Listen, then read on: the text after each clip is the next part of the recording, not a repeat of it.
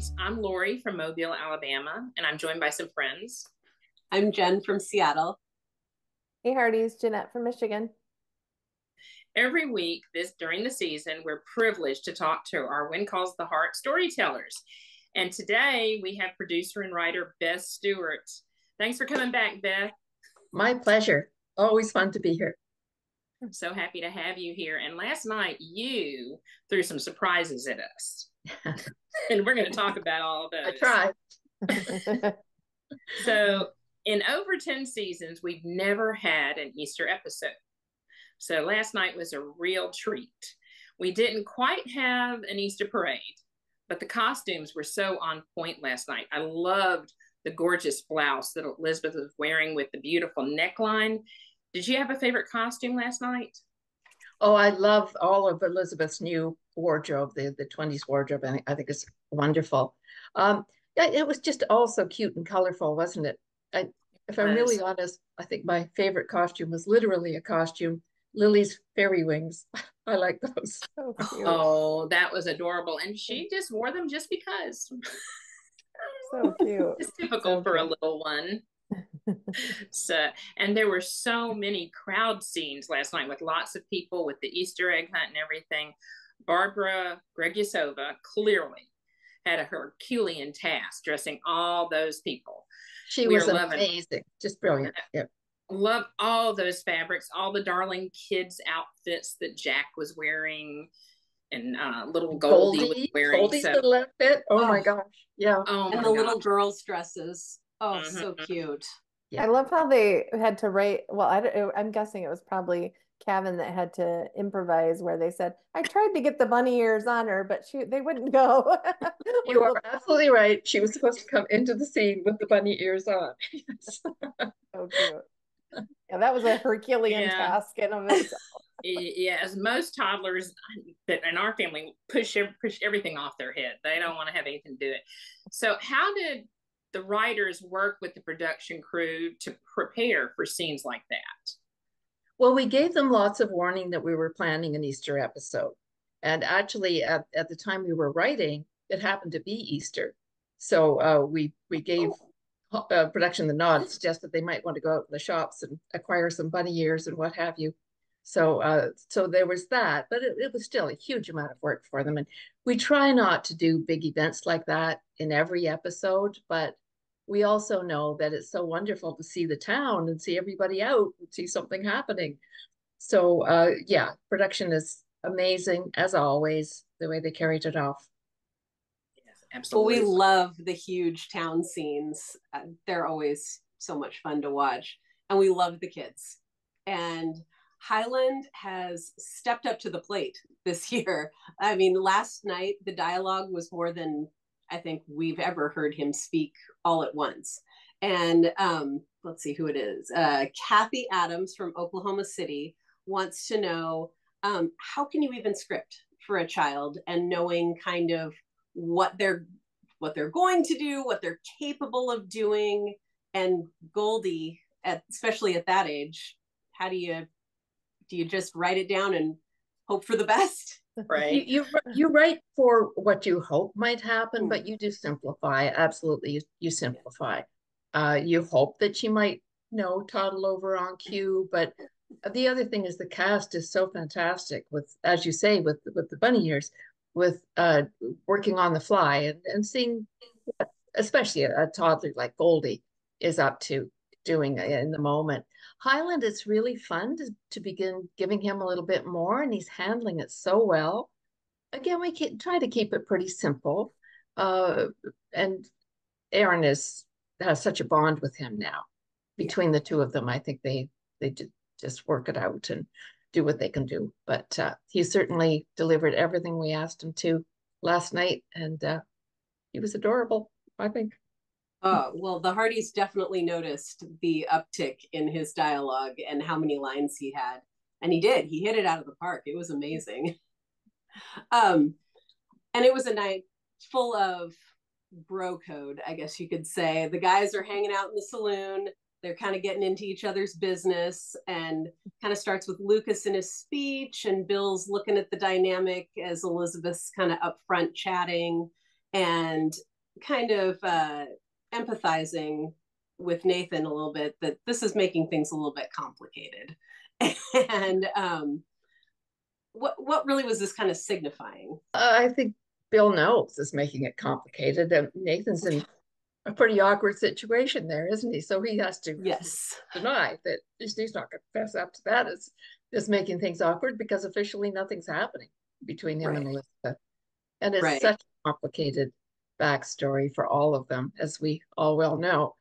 So Nathan is feeling his way through this, just observing and taking in what's going on. Bill is a true friend, and you know, I mean, it's been expressed a bit in social media that people wish that things might speed up a bit between Elizabeth and Nathan, but I think he shares that feeling somewhat, but still understanding why they have to take it so slowly. Well, and Bill did that before with Mike and May. You know, he kind of has been pushing. He's kind of pushing. Yeah, he's turning into a bit of a meddler that way, isn't he? Matchmaker Bill. Who knew he had it in him? Matchmaker. And the Hearties were also kind of shaking their heads last night because, of course, Elizabeth has appointed herself to be Lucas's helper. But Nathan kind of took it all in stride, which he kind of wasn't stumbling over his words last night. He was really, really upfront and kind of leaned in with the first flirty, like, oh, lucky him. And then inserted himself kind of into the egg hunt preparations. And so it's good, right? But who should we worry about more here? Kind of Elizabeth for her lack of boundaries, or Nathan for kind of putting everything on the line here? Well, I think we should feel great for Nathan that he's feeling more confident in putting himself out more. I mean, he's kind of stepping up. He's stepping up, and I think he has clarity in this season that this is what he wants, and things went sideways once before, and I think he's now wanting to make this, doing everything he can to create the future he wants. The Elizabeth and her boundaries, I don't know. I mean, I think we said in there that Lucas asked her to help him plan the Easter events, right? So I don't know that she's stepping over boundaries so much. I always feel delicate about these questions because it's something I would do in my own life. Crossing boundaries. Perhaps she is, but he did ask her to get involved. Perhaps she took it upon herself from there to get a little more involved than she needed to. But she is the town teacher, so she knows the children best, and that's why Lucas turned to her for help in planning. Absolutely. Yeah. Well, and it's nice to see them sort of starting to get, it's felt a lot more comfortable. There's been some of that weird, like awkward moments between them. And so that, especially just that conversation of them walking down the street was very comfortable between them, which was nice. Yeah. Absolutely. Well, and then we got to the Easter cuteness, of course. We loved seeing the kids outside at the church painting the eggs. And it's been neat. This has been a fun storyline with Toby. It was neat to see him working with his hands. Last week, we saw the little bridge he created for the diorama. And then we saw this moment with the eggs. And we had a couple Hearties make this observation. But Heartie, Farah Jordan of Manitoba, Canada, says she says her family has made he said about the eggs that they were in his mom's tradition from the old country. And she said that her family has been making eggs like this for generations. Are these Ukrainian Easter eggs? Yes, they are Ukrainian Easter eggs. Yes, and we had beautiful examples of them there on set too. Yes, yeah. Billy Christus has just turned into just a gift to the show too. That we have so many gifted young actors. So, and I think that must make it easier on production. You were talking about having so many children on set, but we have so many dedicated young actors who take their work very seriously. So, yeah, so good. And it was, we all remember, well, I don't know if you girls, this feels like forever ago, the scene where Elizabeth used pie to teach fractions. I think it was like season 4 or 5. Oh, so long ago. Oh yeah. I think it was Robert and Cody.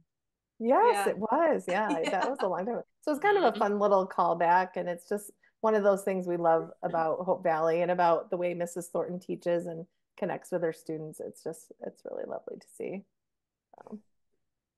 Let's see. Well, then we transitioned from the cute Easter fun to our spider arrives, right? The title of the episode was Along Came a Spider.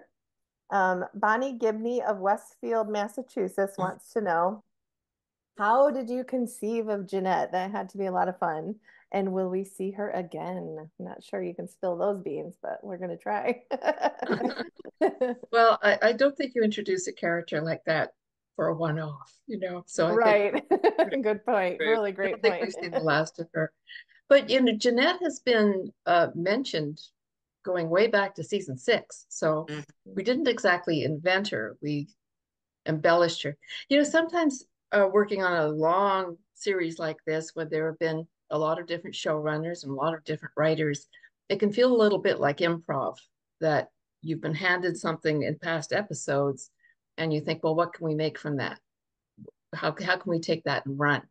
And that's happened a couple of times with Jeanette. She's been this mysterious figure in Lucas's past. So it wasn't so much that we invented her as we embellished her maybe, or thought about who is she really and how much do we know about her. So actually we dug out all the old clips from every reference to Jeanette from all over the seasons, and we looked at them, thought, what can we make of this? When is Lucas telling the truth about her and when is he not? Oh, interesting. Yeah.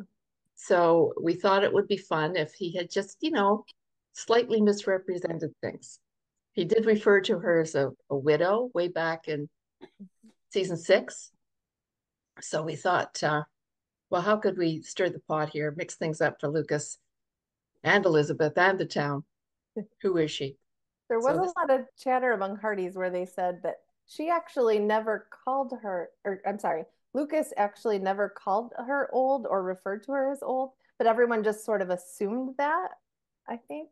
Or he did call her a widow and made it right. She was quite helpless. So yeah. Yeah. Interesting. Was there ever any talk before this season to bring her back? Like, has she always been kind of one of those characters you've thought about bringing onto the scene? Or yeah, she was mentioned in season, is it 8 or 9, when Lucas ran into some trouble with Weidman. So she was mentioned then. Oh yeah. And I think he had a phone call with her then. Yes. In fact, they disappeared. Yes, she let him down, which gave us justification for Lucas being pretty impatient with her when he sees her again in season 11. She let him down then. Yeah. And when Jeanette shows up, there's trouble, he knows. So. And this Along Came the Spider, it's almost like you brought a bit of Halloween in on the Easter fun. Oh, it's interesting. Well, and the actress herself played it. She had kind of that whispery, raspy voice. I don't know if that was sort of the actor choice, or did the director give her that direction? Or it was not in the scripts, so it came from directors and on set, and yes, so but she created a lovely character, Cecilia, and fulfilled everything we hoped for Jeanette to be. She did share online on Instagram photos of her transformation, which I thought were, because she's the kind of character that I'll be honest, I wasn't a huge fan. I didn't love the way she treated people. So it's the kind of character that rubs you the wrong way. So it's always lovely when you can see the nice, sweet actor behind the, in the transformation make. It's really neat to see. Yeah, that's well, she was meant to rub you the wrong way. So right. Job done. Well then, check. So going back to that bro code that Jen mentioned a little while ago, our own Wendy McInnes. For those who don't know, the McInnes's family owns the farm where the show is filmed. Wendy posted last night that she loved Bill, Mike, and Lee's reactions to Jeanette. Tell us about minding all the comedy of those reactions. Well, we couldn't resist. Here's this legendary figure, and Lucas has some real question marks about his past still. I mean, he's turned into a real Hope Valley guy, and that's real. He is. I mean, Hope Valley has changed him, and what we see is who he is. But he's still, there are a lot of questions in his past. So when somebody shows up like that, and Lucas is so obviously uncomfortable about it being there, it naturally stirs some questions. Plus, it was fun to see the guys being a bit gossipy. I mean, it's something we often play with Florence and Molly, but you know, the guys aren't perfect in that respect. Yeah. Hickam saying, "We heard so much about you. Oh, no. Not so much." No. That was good. That was really good. Perfect. Perfect. Okay, so now Jeanette got in that car, drove maybe 100 feet down the street, just far enough so Lucas couldn't stop her, spotted Elizabeth, got out, walked over there, and I mean, did you write all that, Beth? I did not know that you had kind of mean in you. Well, I think Jeanette is hurt in that moment. I mean, Jeanette actually still has feelings for Lucas. She really cares about him, and he's been very dismissive of her and rejecting. So I think she's hurt, and it's a moment where she's exacting a bit of revenge, or she thinks she is. But it doesn't quite work out the way she had hoped it would. She took it out on Elizabeth, but not Lucas. Well, I think she was trying to embarrass Lucas. That's why she knows that Elizabeth is Achilles' heel, right? So, yeah. Earlier, when she referred to Elizabeth as the erstwhile fiance and rolled her eyes, I mean, ooh, she's jealous. She's jealous. Yeah, you know, it's very interesting. Erin had a very clear take on how she wanted this to go down between Jeanette and Elizabeth and Lucas and Elizabeth in that scene. And she was very clear, and she was very right that Elizabeth is not threatened in this moment. And in fact, Jeanette's ploy to embarrass Lucas kind of falls flat because she didn't get the reaction she wanted from Elizabeth. And it wasn't that Elizabeth was being mean to Jeanette. She just was rising above. It's like, what is this? Don't pull me into this. The actress did such a good job portraying that on her face, because it was, to me, there was so much about her facial expression. Like, she was almost irritated that she was not getting under her skin. Oh, like, yeah, that was clear. Right. Yeah, it was so, they all definitely. did so good. Yeah, because a fairly Elizabeth reacted however how we would all love to react in a situation like that, but somehow we don't always do that. We don't have that poise that Elizabeth has. No, we aspire to it, but fall right, flat absolutely. So there are some concerns for Lucas with these new developments. Hardy Faith Bow from Dahlonega, Georgia, said the photo of Jeanette with Lucas gave her Bonnie and Clyde vibes. Diane Bjorg of Wisconsin says the writers have shared before that Lucas is an honorable man. And Lillian Hazaz of Brooklyn, New York asks, are you sullying Lucas's character with an unsavory past? Lots of concerns. I have to say, we haven't done anything that we haven't seen before in Lucas's past. I mean, remember, he arrived in Hope Valley with a box full of fish in which money was hidden. So there was always something in his past that he was hiding. And when he arrived, I worked on that season 6, when he arrived. And our thinking at the time was he did have some dodgy aspects to his background. And he is actually coming to Hope Valley to hide out. But Hope Valley changes him. And we've seen that over the 5 seasons since then. And that, again, that is real. He is who he is now. And this is what Hope Valley does, right? It gives people the chance to be their best selves. And that is real. But the past that we've established for Lucas is also real. So it's justifiable that there are unsavory elements in his past. I don't know, does that answer the question? And I'm happy to explore that more. Yeah, well, it's possible for both, for him to be an honorable man and have an unsavory past. That Hope Valley changes you just like it has changed so many people. Mm-hmm. So now, look at Gowan, so yes, yeah, right. So now he's got to deal with that past. It's going to be interesting to see how that comes to play through the rest of the season. It is, because now he's in a position where he's become governor on the promise to lead a clean administration, to create prosperity and decency for everybody. And he means that. But here's his past suddenly showing up, complicating that. So to us, it was just a very interesting position to put the character in. And I know it seems the fans sometimes feel that we're just intentionally being mean to Lucas, making life difficult for him. But from a writer's point of view, we're trying to present challenges. We're trying to say, what is the biggest challenge this character could face that would make us see new parts of their character and make them rise to meet the occasion and overcome this obstacle. So in that sense, it is deliberate. We're looking for obstacles for characters always, but it's not being mean. It's about drawing character out, seeing how that character will respond in that moment. It's ultimately to highlight how much they've changed and how they're handling it in such a better way than he would have, prior to coming to Hope Valley. And how the community rallies around him. You remember when he first arrived, how suspicious Bill and Nathan were of him, but now they defend him. So that says something of his character too. Absolutely. Well, there are a lot of characters in Hope Valley that have, and right now with Lucas, it's very vague, right? We just say he has this past, but we really don't know a lot of specifics yet.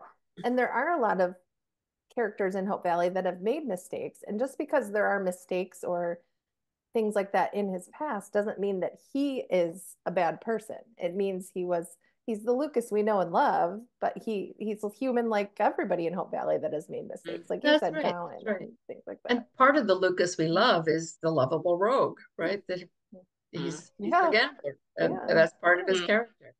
But he uses that power for good. And Chris mentioned last night on the after show that he did that he is really enjoying exploring all these new sides of Lucas. So together, y'all are giving us a great storyline to follow. Chris has really risen to the occasion. I think he has a great season. All right, I'm gonna bring it back to Elizabeth, because it was pretty interesting how completely unflappable she was kind of in that moment with Jeanette. But then when she was talking to Rosemary, she started to say that learning about Lucas having been engaged before made her feel less, and then Rosemary cuts her off. So what was she about to say? Well, Rosemary completes the thought for her, less guilty. I don't think Elizabeth would have expressed it quite that way, but of course she feels regret over what happened with Lucas. She didn't want to hurt him, but she realized it wasn't right, and it would have been worse to go ahead and into a marriage that would have made both of them unhappy. So yeah, Rosemary was speaking her mind, and it's kind of that friendship that your friend can say it when you can't, kind of thing. Yeah. Rosemary, and whether Elizabeth actually feels guilty, I'm not sure. Yeah, probably a little bit, because she loves Lucas. She still loves Lucas as a friend. She doesn't want to hurt anybody, but so it's about the regret she had and just feeling, okay, maybe we can, no, he had a secret, maybe we can report here. Yeah. All right, so now we're going to shift to another new arrival, because Jeanette kind of stole the spotlight, but we also had another new person come into town, and that was Maisie Hickam, which that kind of came out of nowhere, but it was really fun too. Shay Van Buren of Manchester, Michigan wants to know who came up with this twist of her being the mayor of Benson Hills. And she represents the town so well because she asks some really pointed questions about the resort. Well, of course, only Allie Devereaux would have come up with Maisie Hickam, our resident historian, right? Who immediately said, when we said, that there should be conflict with the mayor of Benson Hills, said, Hickam comes from Benson Hills and he has 5 sisters. All of the names start with M. The eldest is Maisie. So that was amazing. Oh, so good. So good. That is awesome. amazing. I love it. So what could be better? There were Perfect. 5 of them. Statistically, they would run into one at some point. That's true. That's true. Benson Hills doesn't seem like it's that far away. So, all right. So, as much as we wanted to kind of shake Elizabeth in the beginning to say, stay out of Lucas's business, it's clear somebody needs to aid the governor because his right-hand man is not serving him very well. And there have been lots of questions kind of from the Hearties, like, what is the deal with Edwin? Like, is he corrupt? Is he playing both sides? What's happening there? It's a really good question. And, you know, we'll find out. Are you settling in for the answer there?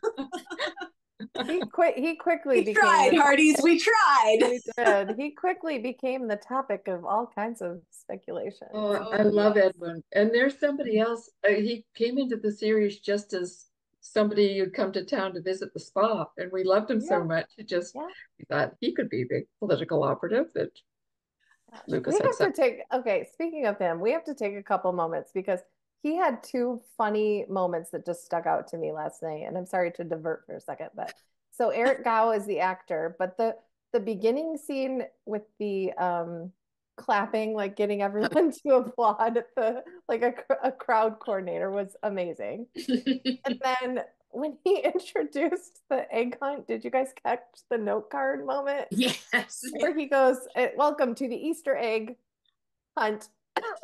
There's like props to that actor. Very funny. Very funny. I love, that's a nice little tidbit though, that you guys kind of wrote him in as just a visitor and he stuck around. Yeah, he was just the guy in the striped bathing suit costume. But but he was so great. Well, we had to shout out Eric there for a second because that was funny. But so leading to some of the heartfelt moments, we were so excited to get some Mike and May. Oh my gosh, so much goodness from them last night. They had 2 just adorable scenes, the one where he grabbed her hand and when she first met Maisie, and then of course we got the first kiss, which was so cute. Marion Klein of Jefferson City says that seeing Hickam and his love story, as well as May, become so integral into the community has been lovely.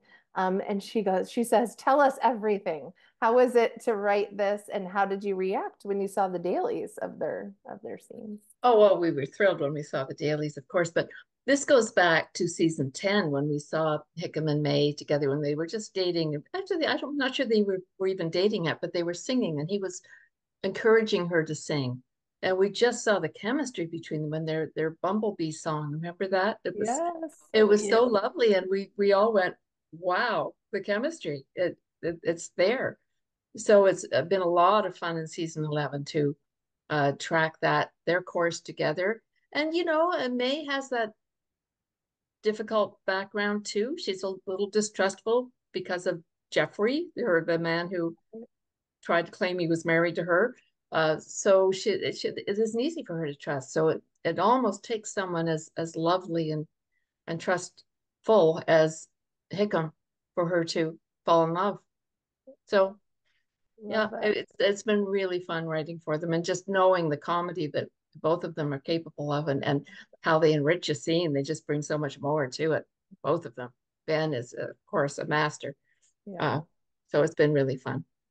Well, and the dynamic of the characters, the new comfort level they're having. And I love that there was some banter on Twitter between Ben, where Ben said, "Oh, look at May took the lead there." And then Pascal said something like, "Well, if we waited on Hickam, it might not have been till season 15 or something like that." She just grabbed him and went in. I know. Go for it, girl. Love it. Loved it. It was really great. Yeah. Oh, and then we, of course, with going back to Easter a little bit, Hearties loved all the children and the family moments. Getting to see Faith with little Lily, having those moments with the Easter egg hunt was so cute. Let's see. Oh, there was the interesting moment with little Jack and his mom having to kind of share his mom, and he was having this realization that, oh, she's also a teacher and he has to share her with the other kids in town. It sort of felt like, is there a little more to that, or is that being setting us up for something down the road, or was it just Well, sort of a moment for them? there will be, as I think it was Rosemary who pointed out that he'll be in school next year. So that's going to be a whole new phase for all of them, Yeah. how to deal with that. But he's growing up, and it's really fun to see what more he can do and to grow with him. Yeah. And to grow, it allows Elizabeth to grow as a mom too, to experience all the trials and joys of each stage. Yeah. And the moment where he said, do I have to, basically didn't want to share her on the day of the Easter egg hunt. And she said, I'm all yours, was just, oh, so sweet. Really cute. Mm-hmm.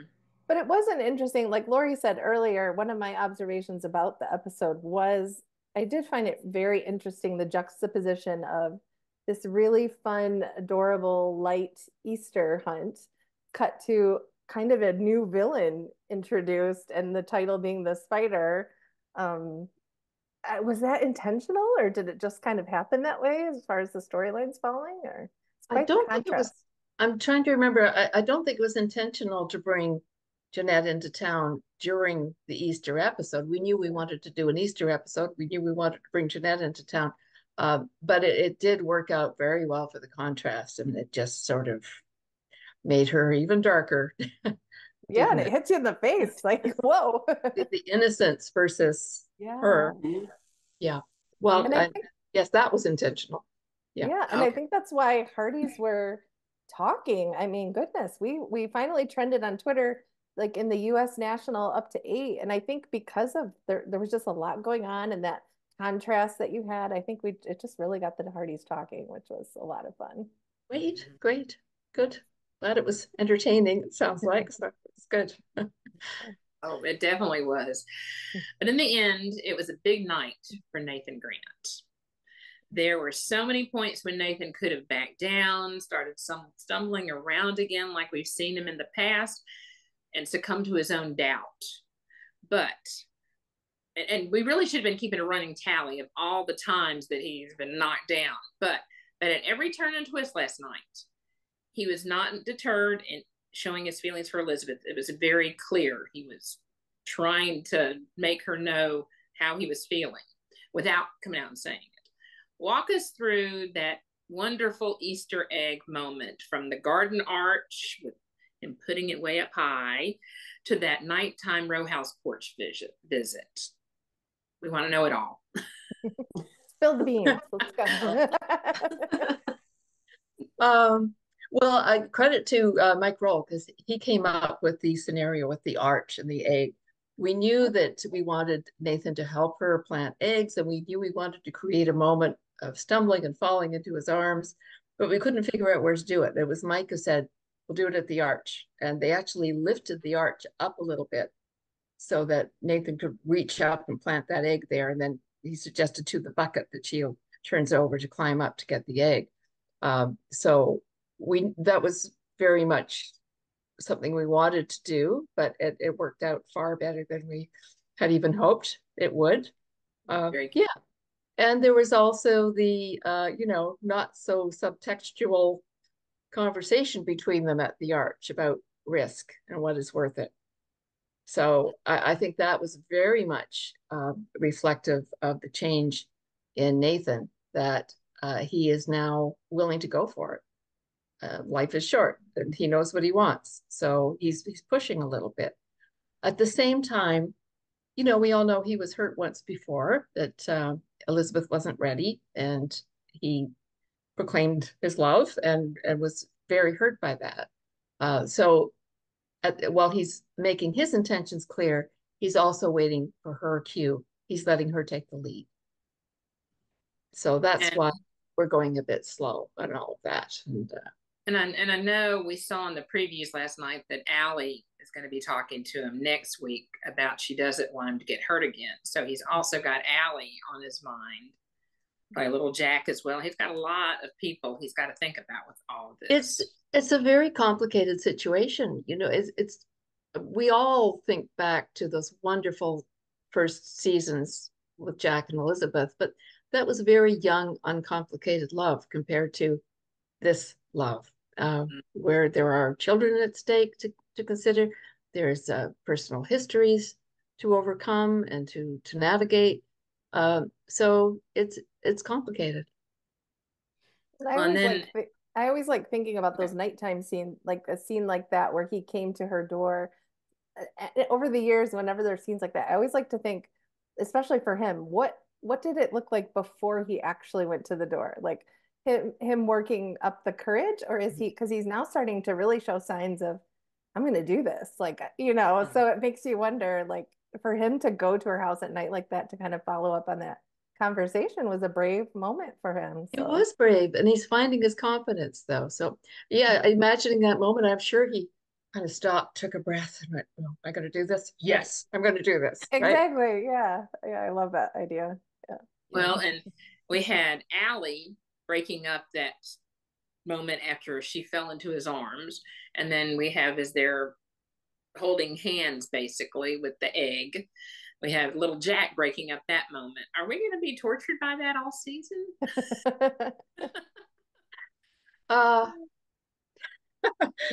You will be tortured a little longer. Which that ties into the next question from Hearties Vanessa Foster Hill. Oh, both Hearties Vanessa Foster Hill and Elizabeth Nelson from the Midwest. They can't get enough of the Mountie and school teacher love story. But for them, the pacing is a little torturous. Perfect. Tell us about leaving the audience wanting for more. How did you all balance the need to be respectfully slow enough, but still build that excitement and romance? Well, it was a lot of conversation. We talked for hours about how to develop this respectfully in terms of, many months have gone by now. It's 6 or 8 months, I think, have gone by now since that scene at the train station. So it's time to move on, but they're public figures in this town. There are children at stake, so they have to be sure this time. They really have to be sure this time. I think that's the bottom line. So we're giving them the time to do that. And the old adage with romance is never, the course of true love never ran smooth, right? So naturally, we're going to throw a few things at them to just see how they deal with that and how they overcome that. And is their love strong enough to overcome that? All of those questions. I hope the fans find it's a roller coaster ride. I hope they find it's it keeps them engaged and interested. I think they're definitely interested.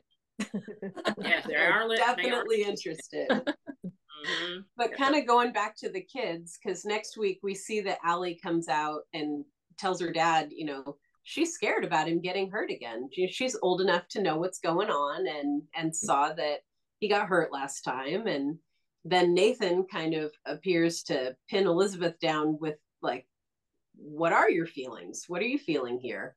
So are the stars starting to align? Are things starting to happen? She kind of had, Elizabeth kind of had a really sad look on her face in part of this preview. Well, we're trying to read into all of it. It's not going to be a completely smooth path, but yeah, when we said the stars are aligning, that there is a certain level of destiny here, right? I shouldn't say any more than that, but we'll keep pulling. We'll just keep pulling. I know you will. That preview. The Hearties we just signed NDAs, right?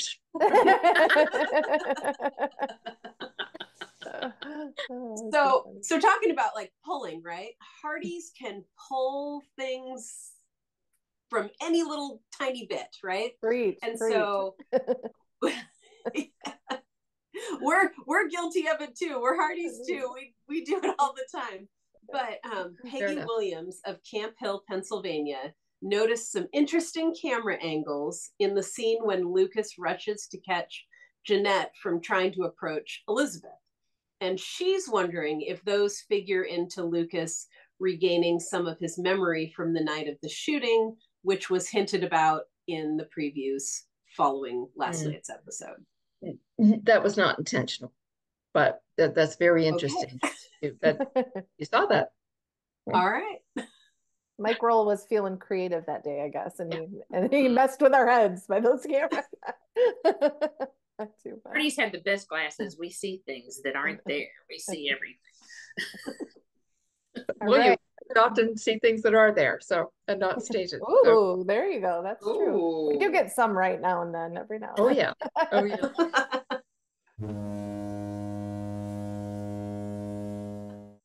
Well, speaking of spoilers, we've come to the part of our time together where we're gonna give you another shot at Heartieship, our version of Battleship.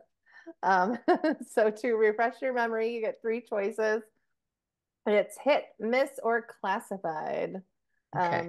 And this week was fun. We got to Lori got to solicit questions, I think, from her Southeastern Hearties there to contribute to this game today. So, all right. So we're going to go through a few and we'll see if we can get anything out of her Hearties. We'll try.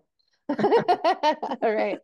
In season 11, Hickam will bring May home to meet his mom. Ooh. Sorry, a miss. Oh, miss. Oh, we got. Can we put our order in for season 12? Please, if we get that, please. Can we put an order in? I would love to see Hickam's mom. Hearties, in the comments, who do you want to see play Hickam's mom? Yeah, they'll be doing that.